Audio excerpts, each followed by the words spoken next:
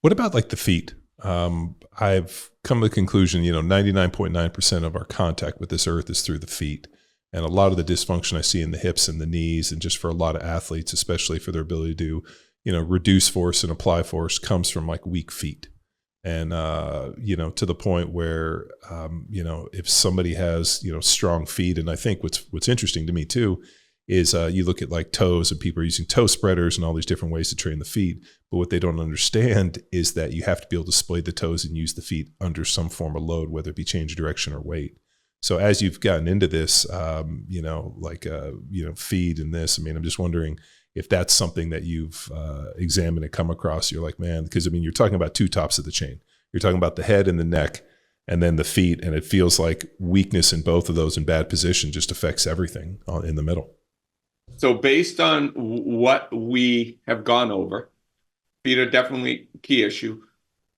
And a lot of people have problems with feet. You're correct. What do you think the possible cause could be for all the feet issues that we have? Well, I think it's got to be shoes. I think it's all right. I think it's shoes. You understand. You think, but most people don't. Anytime you support the body, whatever you are supporting in the body, you're going to make that aspect weaker. Just remember, we say the body doesn't work against us. It adapts to stress. Degeneration and arthritis, it's not a mistake. It's an adaptation to lack of movement. So if I always, with my friggin' ADD brain, I always take things to extremes to understand. And this is really where kind of, I don't even want to. So there's a divide in understanding of knowledge on what causes joints to break down. There are certain professions that think it's hypermobility.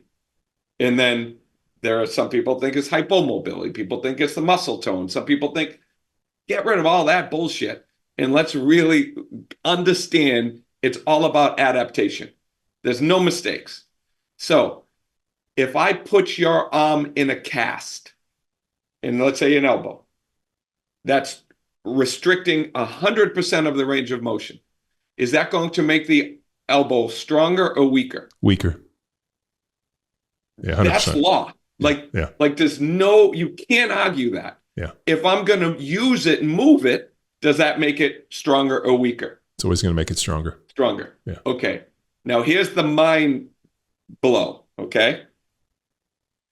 Is a cast creating a stable condition or an unstable condition? Is the cast a stable condition or an unstable condition? Well, it depends on where the cast is. If the cast is on your arm, it's kind of on my arm. Well, I mean, I guess what they're trying to do is they're using a cast to create stability. Stability. Okay. Yeah. But the cast is creating stability. So the body's adaptation to stability is atrophy. Yeah. So is moving the arm stable or unstable?